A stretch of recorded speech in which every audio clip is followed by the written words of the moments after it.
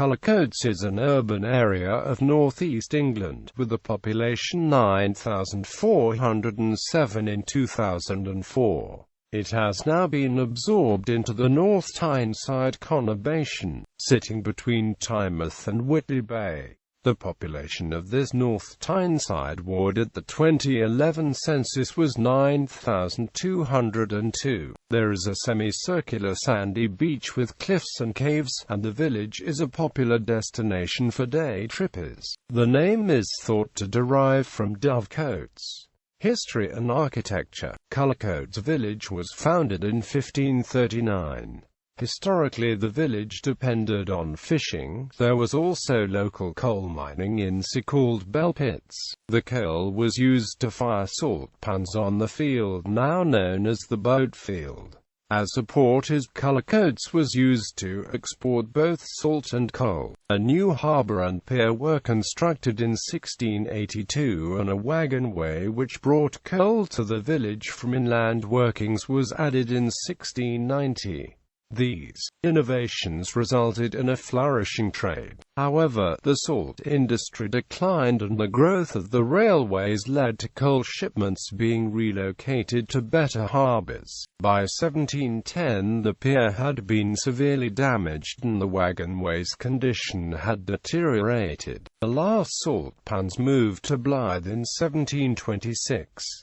This left fishing as the main industry, and two piers were built on either side of the harbour in the 19th century to provide shelter for the many open-top fishing vessels, or cobles, launched from the harbour. The harbour is the home of the Dove Marine Laboratory of 1897, a research and teaching laboratory which forms part of the School of Marine Science and Technology within Newcastle University. In 1848, a cable taking a pilot to a ship further out at sea capsized with the loss of all on board. In response to this disaster, the local landowner, the Duke of Northumberland, funded the setting up of an RNLI lifeboat station. The following year, a second disaster, this time costing 20 lifeboat crew their lives, prompted the Duke to sponsor a competition to design a self-righting lifeboat. The resulting boat, the Percy, was built at the Duke's expense and delivered to Cullercoats in 1852.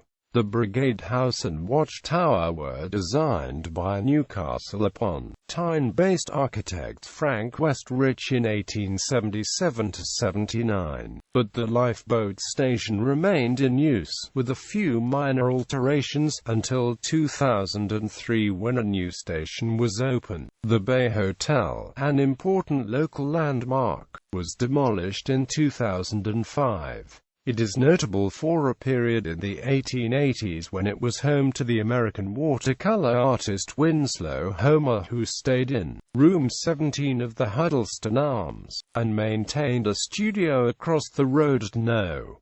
12 Banktop. Homer was a resident in Cullercoats for approximately 18 months, from late March 1881 to early November 1882. An apartment block, named Winslow Court, has been built on the site of the Bay Hotel. Homer was the most famous of the professional artists who were part of the Cullercoats colony in the period 1870 to 1920.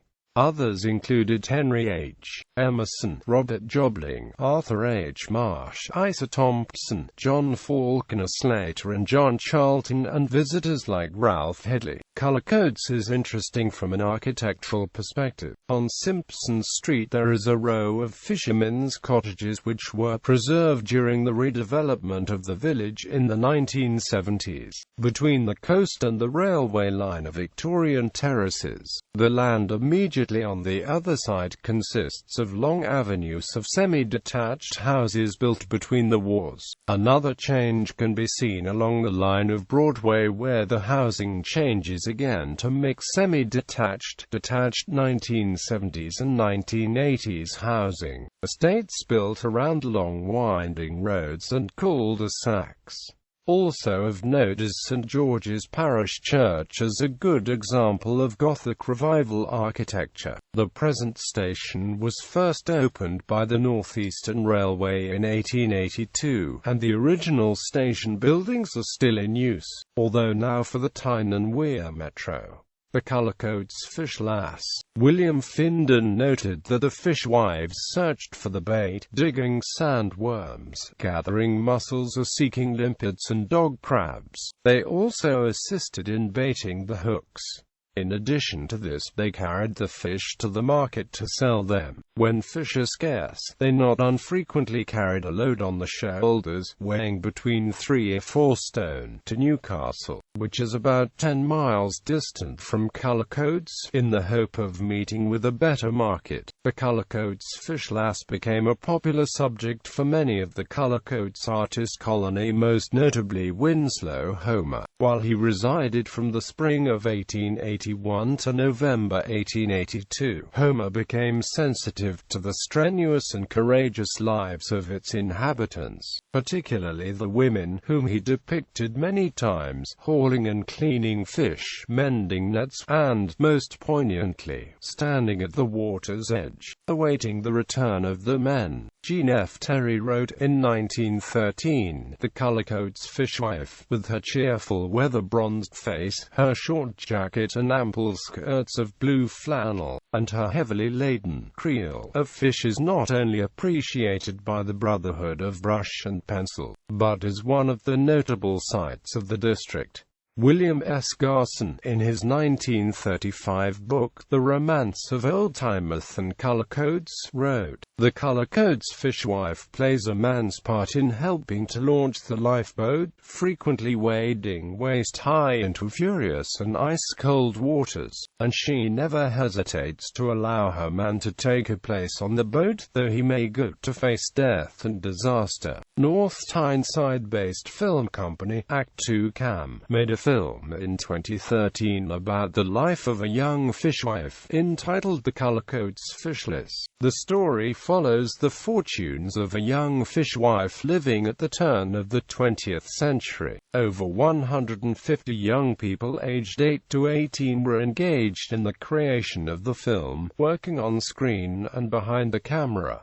Popular culture. Edward Corvan wrote and performed a popular music hall song about the Cullercoats fish lass in 1862. Or's a Cullercoats fish lass, she cosy and free, brought up in a cottage close on by the sea, and or sell fine fresh fish, tea poor and tea rich. Will ye buy more fresh fish? Local English schoolmaster, musician and songwriter John Gay Jack Robson wrote the song Cullercoats Bay, copyrighted in 1950, and performed by Owen Brannigan, Gerald Moore in 1960. The lyrics sing the praises of the town, claiming, "In many strange lands o'er the ocean I've been, and countless the beautiful sights I have seen, but I'm a Tynesider, and proudly must say, I've seen nothing finer than Cullercoats Bay." The song Tunnel of Love by the British rock band Dire Straits, which was included on the 1980 album Making Movies, mentions Cullercoats' notable residents. Chas Chandler, bass guitarist with The Animals and manager of Jimi Hendrix.